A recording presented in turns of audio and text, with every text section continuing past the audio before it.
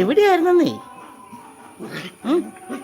രണ്ടുപേരും ഒരാളെ ആളെ കണ്ടോളൂ. ഒരാൾ എവിടെ പോയി? പപ്പയുടെ പുറകെ റോഡിൽ പോയായിരുന്നോ?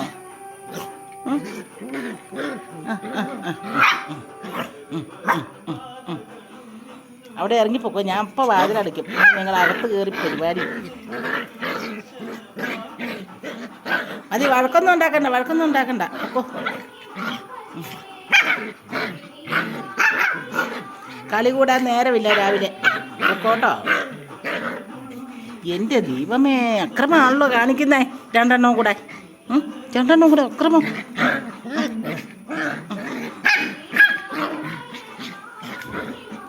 അവസാനം വേദന എടുക്കുമ്പോഴത്തേനും കാർച്ച കേൾക്കുന്നത്. അതുവരെ കളിയാ.